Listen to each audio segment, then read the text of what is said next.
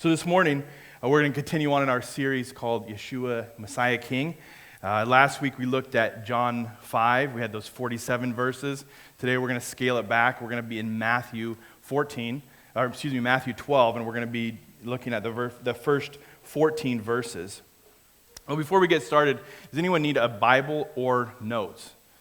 Does anyone need a Bible or notes? You can throw your hand up there. Bible or notes? Anybody else?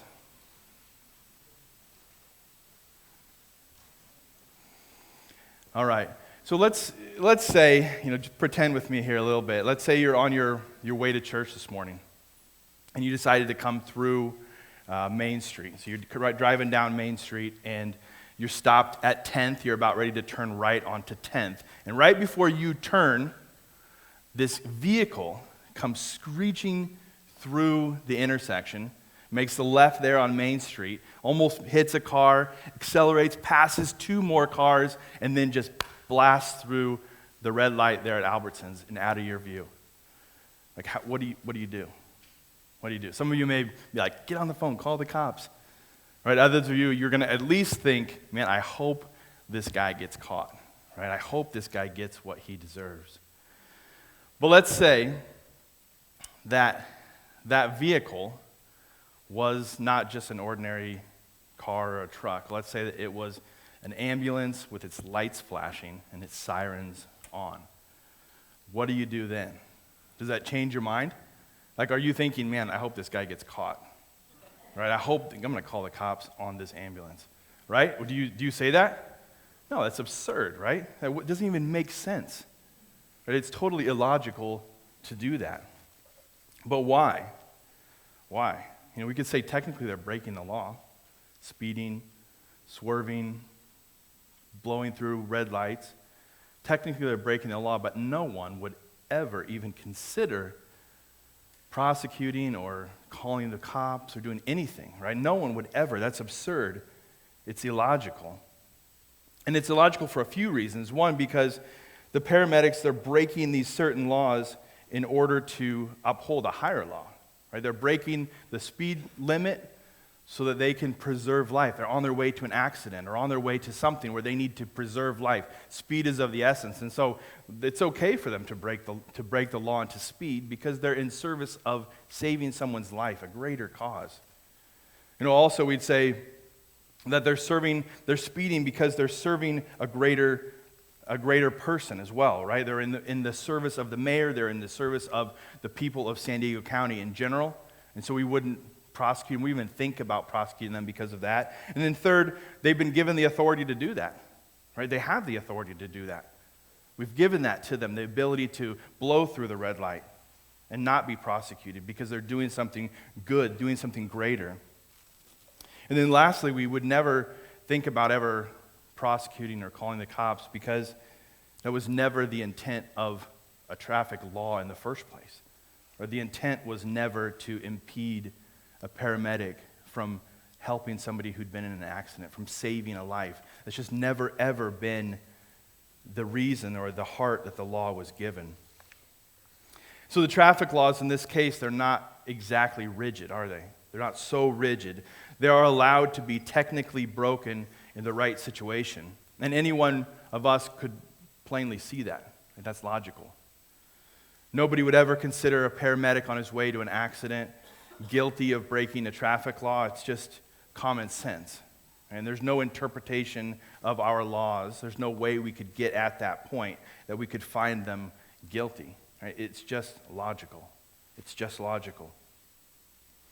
Well, if you remember last week, we talked about the Sabbath, different Sabbath laws, and how at the time of Jesus, the scribes had created over 1,500 laws concerning just the Sabbath, right? Stemming from this one law that the people were to remember the Sabbath and to keep it holy, they had come up with 1,500 additional laws, and we likened it to a mountain that was suspended in air by one string, that one string being the law to remember the Sabbath and to keep it holy. And they had created out of that this mountain of laws that hung like a burden around people's neck. And they become so difficult to fulfill these laws that the Sabbath had become a day just full of religious regulations that kept people apart, that made it difficult to rest, and it made it even more difficult just to simply do good to one another. So keeping the Sabbath during that time it wasn't even a small issue. It was huge. It was massive. In fact, the Jewish rabbis actually taught that if all Jews for one Sabbath day would keep the law perfect, then the Messiah would return. So you can imagine the weight of the social pressure, right? The religious pressure, even the pressure from one person to another. That if everybody, if Jim would just stinking keep the Sabbath law today, the Messiah would return, right? The pressure that would put on each other and the weight that would have. And it even got to the point where the Sabbath had been personified, right? It was she, and she was considered to be the bride of Israel and God's queen. There's even a song that's still sung to this day on the Friday night. So the Sabbath would be from sundown on Friday to sundown on Saturday. And so as the sun went down, it would sing this song, and it was entitled, it would sing to the queen of the Sabbath. And it would welcome in the queen Sabbath. And it was taught that the other days of the week all had mates. So the first day of the week was the second day, the third, the fourth, the fifth to the sixth. But the Sabbath didn't have a mate, and so the rabbis taught that the Sabbath went before the Lord, and she complained that she told him of her troubles, that she didn't have a mate. Look, all the other days of the week did. And so God gave Israel as the mate of the Sabbath. And so in their minds, and they would say this, is that the people of Israel were made for the Sabbath. So not the Sabbath for Israel, but that the people were made to worship, to adhere to the Sabbath. And so you can see the difference there. You can see the religious and social pressure that was placed on your average, everyday person. It had moved from this general law, right, to remember the Sabbath and to keep it holy, this general principle, to a very nitpicky, specific 1,500 laws. God had intended the Sabbath to be a joy, to be a day of rest, to be a day of time with your family, a day of reflecting on the Lord, the things that He has done for you, the things that He did in the past. And it had moved to this nitpicky 1,500 laws that would make people obsessed with spitting and where they spit and how much they could carry. So it had moved from a general to a very specific thing. But before we get too down on the Pharisees, too down on the religious leaders of the time, we have to remember that this is the culture they grew up in. This is the culture they grew up in. They had been taught and they knew all these 1,500 laws concerning the Sabbath. They knew what they were to do. They knew what they were not to do. This was ingrained in them from an very early age. And they fully believed that when Messiah came, that He would not only obey the Mosaic law, but He would also obey these additional laws that they had put around the Sabbath. But of course He would when He came back. And they probably even thought, He's going to find ways or loopholes or things that we have missed, and maybe He's going to add another 100 laws. Or that He's not only going to agree with us, He's maybe even going to further what we're doing. And so that was their expectation of Messiah. And so you can see the quandary that Jesus puts them in as He's doing all of these things that even they taught that Messiah would do. Right? He's healing the leper. We're going to see Him heal a man who's been born blind. Right? So Jesus is doing the very things that they're taught. When Messiah comes, He will do this. Except He is not upholding the oral laws. He's going against the way that they have interpreted the Mosaic law. And He's doing the opposite. So He puts them in this quandary. And they had to either admit that they were wrong, or they had to prove that Jesus was wrong. That's the choice that they were at. That's what they had to decide. Are they wrong, or is Jesus wrong? And this morning we're going to look at these two more incidences concerning the Sabbath, where the Pharisees, they challenged Jesus concerning what is and what isn't lawful to do on the Sabbath. And their point in doing this seems to be they want to discredit Jesus.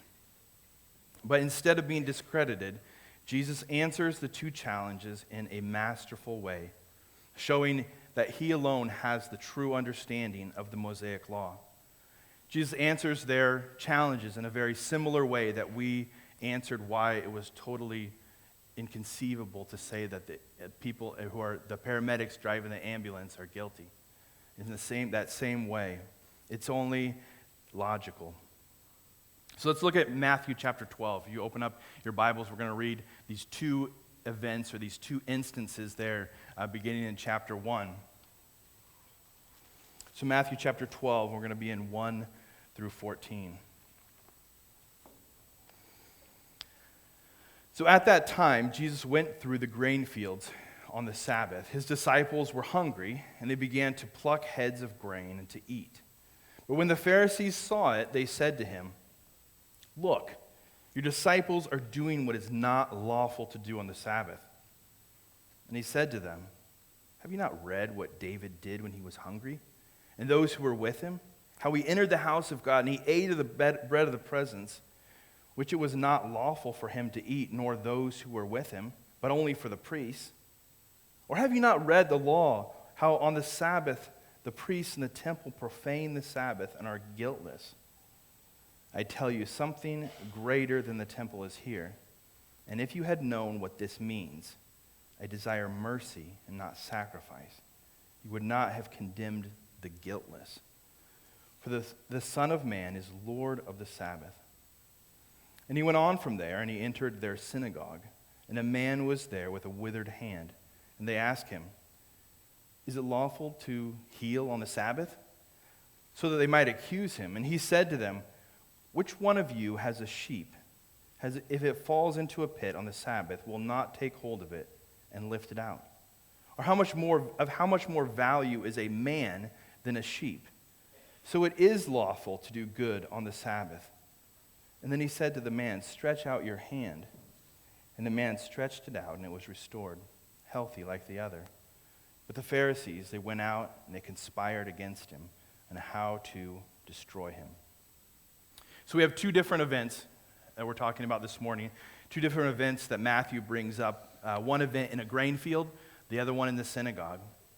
And the act that triggers this whole event in the grain field is that it's a Sabbath, and Jesus and his disciples are traveling. They're walking through a grain field, and his disciples, as they're walking through, they're picking the ears of grain, and they're popping it in their mouth, and they're snacking on it.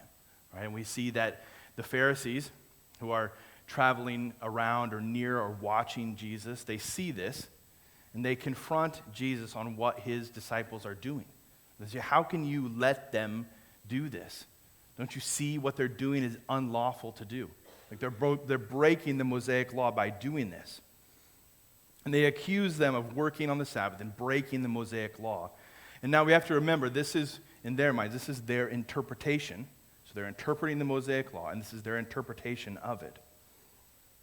And you may ask, what law are they breaking? Right? They're just walking through a field, they're picking grain. And actually, there's a provision, this merciful provision inside the Mosaic law that allows this behavior to happen normally. So it says that if there's a traveler and he's out, doesn't have food, and he needs something to eat, if he's walking through a grain field or he's walking near a field, it's okay for him to pick that grain and to eat it, to snack on it. That's a merciful law inside the Mosaic law that's given, inside the 613 commandments that's given for Israel. This merciful law for people who are hungry and traveling. Right? God doesn't want them to be starving. He gives them this provision. And everyone would have known that. And so the issue isn't with them picking the grain. Right? The Mosaic law goes on further, this one law, and it says as long as they're not cutting it with a sickle, as long as they're not harvesting the grain, that's okay. And so his disciples are doing nothing wrong in that regard. But the issue seems to be, or the issue is, that they're doing it on the Sabbath, that they're working on the Sabbath. And the Pharisees who are watching, who are following Jesus, or looking for a way to discredit him, their accusation, they want to know, is Jesus going to condemn what the disciples are doing, or is he going to condone it? So they put that question forward. And you may ask even then, okay, so it's on the Sabbath, but what work are they really doing? What work are they really doing? Well, according to the Pharisees' interpretation of the law, the disciples were working in at least 3 different ways. And if you want to stretch, you could get a 4th way out of it. But the 3 ways that they're working is when they pick the grain, right, what are they doing? They are reaping. And then when they rub the grain in their hand and they blow out chaff, they are threshing. And then as they pick out the grain and begin to eat it, they're winnowing. So they're doing the acts of a farmer. They're working. And you can even get, if you want to stretch it a little bit farther, they would say that as they eat it and they put it in their belly, they're actually storing the food on that day as well. Just depends on how far you want to push it. But at least 3, maybe even 4 laws that they're, in the Pharisees' mind, the oral laws, is that they're breaking these laws. Okay? And so Jesus, though they say they're breaking this is the explanation of it, of these, the winnowing, the threshing, but they're actually breaking in their mind the Mosaic law. Right? So that's the accusation. Not that they're just breaking these oral traditions, but they're actually breaking the Mosaic law. And so that's what they bring forward. That's their accusation against Jesus. And they want to know, is he going to condone this or is he going to condemn them for it? So Jesus could have answered, their accusations in a few different ways. Right? He could argue the oral law side of it. Right? He could say, look, how could that ever be what the Mosaic law meant by working on the Sabbath? Just picking this grain and blowing it out and then eat. How could that ever be considered even closely resembling breaking the Mosaic law? Right? He could have gone there. He could have even said, it wasn't me. Right? Look, it's them doing that. I am not picking grain. I'm not eating it. I'm not doing anything like that. And he could have argued that way, but he doesn't. He doesn't do that at all. Jesus seems to concede the point to the Pharisees in order to dig into the real question. Right? So he concedes this point of, okay, so let's say they are breaking the Mosaic law. He concedes the point, and he uses it to get to the heart of the question of what is the Sabbath law? What was the heart of the Sabbath law? And then who has the authority to actually interpret what that means? Who has the authority to do that? What is it, and who has the authority? So Jesus answers the Pharisees' objections by citing 2 Old Testament passages where individuals are vindicated for technically breaking the Sabbath. And then he makes these 2 very interesting statements. So the first argument that Jesus makes, if you look there in verse 3, let's read it again. He said to them, so this is Jesus, "Have you not read what David did when he was hungry and those who were with him? How he entered the house of God and he ate the bread of the presence, which is not lawful for him to eat, nor those who were with him, but only the priests." So the first defense that Jesus makes in defending the actions of his disciples is he cites a story from 1 Samuel. And if you don't have to turn there, I'll just story it for you. But in 1 Samuel 21, the story about David before he was king, how he and his men, so he had a group of men with him, and they were out running from King Saul. So they're running from the king at the time, Saul, who was trying to kill David. So as they're running, as they're fleeing Saul, they are without food, and they become hungry. And so they're near this town called Nob, and it was the town where the tabernacle was and where the priests live. And so David goes into the town, he goes to the tabernacle, and he asks the priests there, he asks them if they have any food. The priest answers, he doesn't have any food, any normal bread. So he's looking for food, and he says, I don't have any normal bread, I only have this showbread, or the bread of the presence, where it talks about in your notes there, or in the passage. So he doesn't have any normal bread, just this bread of the presence. And what that bread of the presence was, is that every week there were these 12 loaves of bread baked, and they were set in the tabernacle before the Lord on a table, and they represented the 12 tribes of Israel. And this bread was set apart for the Lord. And then as the new bread was made, it was taken off the table, and the old bread was taken off, and the new bread was placed onto the table. And the old bread was given to the priests. It was given to the priests, so they were to eat it. So it was set apart for the Lord and then for the priests. And it was unlawful for anybody else to eat it. And it seems like Jesus makes that point. It is unlawful for anyone else to eat it. And so as David is looking for food, the priest realizes that this guy is starving. He is hungry. And so he makes this exception to the rule. Right? He takes the bread because David's hungry, because he's in need. He takes the bread and he gives it to him and David's men. And David and his men eat it. David and his men eat it. And so Jesus here seems to not be arguing the case for or against what David did, but his point is that nowhere in Scripture, there's not one place that condemns David for eating this showbread. There's not one place that condemns him for breaking the Mosaic law and eating the showbread. And what's more, Jesus is saying that even among you, the Pharisees, who are making this accusation against the disciples, even among them, there's not one of them who would condemn David for doing this. They were hungry and they ate.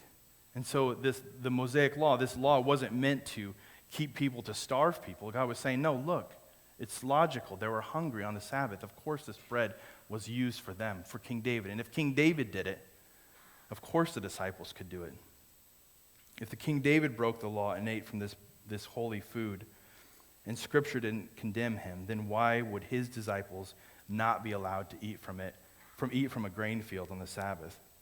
Right? Jesus is showing them that even in their interpretation of the law, there were certain circumstances that allowed for the law to be modified to meet the needs of men. David and his men were hungry. They had no other food. So of course they would eat the showbread. The disciples are busy serving Jesus. They had no time to work for themselves. They were busy following Jesus. So of course they could pick the grain on the Sabbath. Right? They had it wrong. They had it wrong, just as wrong as we would be to convict a paramedic for speeding through a stoplight, breaking the law as they were breaking the Sabbath law. They're no more guilty than that paramedic. So the second point that Jesus makes is he makes it concerning the priests who work in the temple. Let's continue on in verse 5. Or have you not read in the law how on the Sabbath the priests in the temple profane the Sabbath and are guiltless? So the word profane there is like he means to make normal. So they make normal the day of the Sabbath and they work on it. And they are guiltless. I tell you, something greater than the temple is here. So the second defense that Jesus makes to the Pharisees, the second way that he confronts them, is he brings up this issue of the priests working in the temple.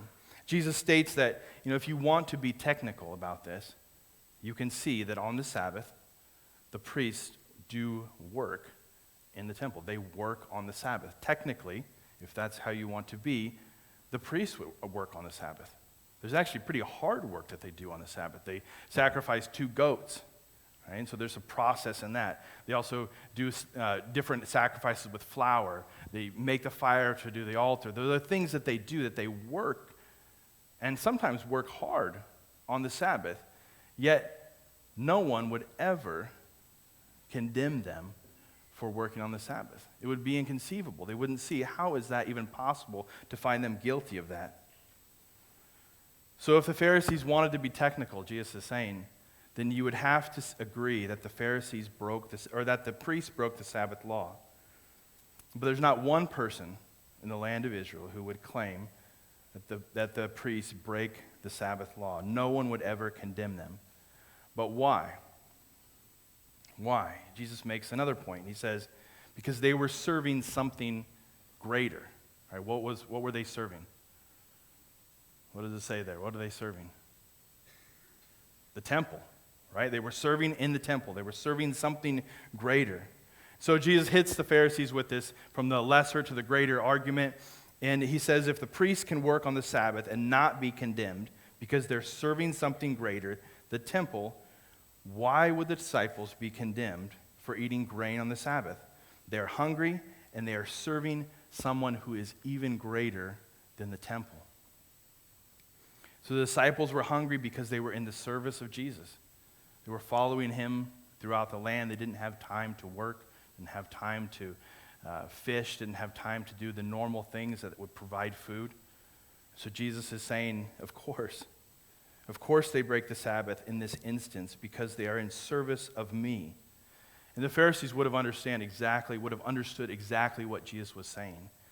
He was making another bold claim there, saying that he is greater than the temple. Right? The place where the Jews would come and be near to the presence of God. Jesus is saying he's greater than that place. And we can see it. Or we can see, of course he is. This is God in the flesh standing in front of them. And of course he's greater than the temple. But this would have just rocked their world at the time for Jesus to say this. Right? And the disciples, again, are no more guilty than the paramedics were in the service of something greater. They serve in something greater, so do the disciples. There's no way that you can hold them accountable. They can be guilty for this. And then Jesus moves on to verse 7. And he makes the first of two statements. And he says, if you had known what this means, I desire mercy and not sacrifice, you would have not condemned the guiltless. So verse 7, it strikes at just the heart of the problem for the Pharisees, that they've focused so much on this mechanical, this ritualistic, this aspect of the Sabbath, that they have missed the essence, which is mercy and compassion. Or they have dug so deep into the letter of the law that they totally have missed the spirit of it. They totally missed the spirit. And here Jesus, he cites the words of the prophet Hosea when he was speaking to the leaders of Israel, and he stresses this overriding principle of compassion. Right? For David to have fed his men the showbread, although a technical violation of the law, it was also an act of mercy. It was a merciful act that they were given this bread to eat and to sustain their life. So it broke the letter of the law, but not the spirit. It complied with that. Right? The same could be said about the disciples eating the grain. They were hungry, and the merciful thing for them to do was to eat. And then Jesus makes his last statement there in verse 8. And this is kind of the trump card. Right? This is that last play in a game of poker that game's over at this point. Jesus makes his last statement, and it seems to be kind of the culmination of his examples to this point. He's getting us to this last statement that he makes. And he says in verse 8, for the Son of Man is Lord of the Sabbath. The Son of Man is Lord of the Sabbath. And when he says Son of Man there, that's this messianic term. So in the Old Testament, in Daniel, this was referring to the Messiah. It was called the Son of Man. And so Jesus refers to himself in that regard. You can imagine how that went over with the Pharisees again. But referring to himself as the Son of Man, and he says, I am Lord of the Sabbath. But he's Lord of the Sabbath. He can handle it. He can interpret it in any way that he chooses. And he's actually above the Sabbath law. He's above it. That's what he's saying. He's Messiah. He's God in the flesh. And he's greater than David. He's greater than the temple. And he alone holds the correct interpretation of the Sabbath and absolute authority over it. And that must have just rung in the ears of the Pharisees as they thought they had this accusation against Jesus. Is he going to condemn, or is he going to condone what these disciples did? They're looking for ways to discredit him as being Messiah, and Jesus turns it on their head and showing he is the correct interpretation of the law. He is the only one. They shouldn't go to the people. They shouldn't go to the Pharisees. People should go to him as he seemed correctly handling God's word and turning the tables on them. So then it brings up the second incident, and this really brings out the hypocrisy of the Pharisees. And you would think after this interaction with Jesus, maybe they would have learned. Maybe they would have learned something. They would have listened to his words. They would have understood them. They would have taken them to heart. They would have learned or backed off, but not at all. So Jesus makes this second incident happens, and it said it's on the Sabbath day, but Luke tells us it's actually a different Sabbath day. So from this parallel account, we know it's not they didn't go from the grain field right to the synagogue, but it's a different day, but it seems to be the same group of Pharisees. Okay, so different day, same group of Pharisees. And the incident goes like this, and let's read in verse 9. So he went on from there, and he entered their synagogue, and a man was there with a withered hand. And they asked him, is it lawful to heal on the Sabbath?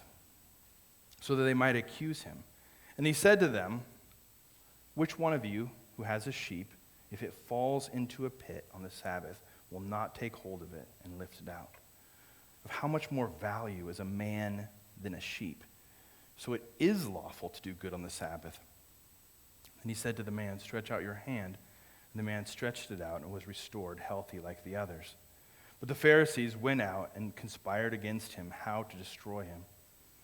So the situation in the second incident is a little different than the first, being it's Jesus this time.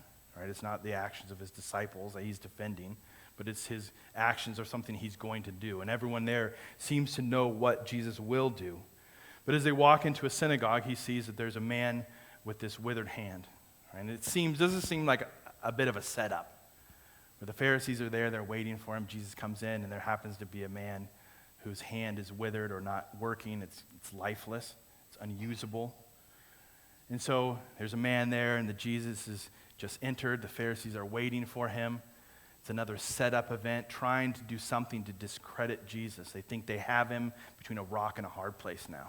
Right? He has to make a stand on this, and we're going to be able to get him. Now, it wouldn't be unlawful for Jesus to heal the man if the man was in danger of dying. But since this wasn't an injury that would cause death, the law stated that they were supposed to not do it on the Sabbath, but wait till the day after. Okay, do it on any other day, but on the Sabbath. And so that was what the Jews or the Pharisees thought they had Jesus in. And it looked like a setup. And so the man with the withered hand is in sight, and they ask Jesus, is it lawful to heal someone on the Sabbath? They had the guy right there, and it just drips with hypocrisy. If Jesus heals the man, he's breaking their interpretation of the Sabbath law. But again, Jesus, he takes this situation and he just turns it on him. And he looks at him and he says, which one of you who has a sheep and it falls into a pit will not take hold of it and lift it out? And so he doesn't respond. He responds with a question. Doesn't respond with a statement. And the pressure now was on them. Right? Jesus turns the tables right here. Because in their interpretation of law, this situation had actually already been planned out. This situation had already been played out, and they knew what the answer was. Right? The oral law gave them permission that if one of their animals would fall in a hole, right, because to have mercy on the animal, they didn't want the animal to suffer. So to have mercy on the animal, it was okay for them. It was a stipulation in their law that said that they could actually work and get the animal out of there. So Jesus beautifully turns this on them and he says, of course, which one of you wouldn't do this to your own animal? If an animal fell in a pit, you would pull them out. That's logical. Of course you would, to be merciful to the animal. And then the zinger is he says, if you would do it to a sheep, why wouldn't you do it to a human? Why wouldn't you show mercy to a human on the Sabbath? And he shows and he just brings out their hypocrisy. He fillets their argument. He fillets their reasonings and their ineptitude and their intentions out there for everyone to see. You're willing to break the law, or you're willing to move or to bend the law for an animal. Why would you not do it for a person? You have this thing so backwards that they have misinterpreted, they've misrepresented the Sabbath so grossly that they arrived at the point that they thought it was better to not do good on the Sabbath than to break the law and to do good. They said it was better than that. And Jesus says, look at where you have come. Look at where you have come. You are so intent on filling every little tiny bit and figuring out exactly how they break the law. You missed the whole heart of it. It is never wrong to do good on the Sabbath. It is never wrong. And then you see the Pharisees, they move out, they leave, and what do? They begin to plan to kill him. Right? Jesus heals this man, he restores him, he gives him life. So there's life on one hand, and the Pharisees move out into the darkness looking for death. And the contrast there, as Jesus provides life, the teachings of the Pharisees move toward death. And as I mulled over this passage and the way it applies to us today, I couldn't help but being confronted by the legalism of the Pharisees. And the danger is when we create fences or we create rules around what God has said, and then we use them as that standard to look down on other people, or we apply our own standards to someone else. Right? And we realize that sometimes, and Phil brought this up a few weeks ago, that fences or rules that we create to help us follow God's laws aren't necessarily wrong. Right? If you're an alcoholic and you decide that it's better for you not to go into a restaurant that serves alcohol, that's wise. But the second you move from that to saying, hey, no one, a Christian should not go into a restaurant that serves alcohol. And when you move from that place to where it becomes a law that you're applying on everyone else, right, that's where it turns from being a good thing to a bad thing.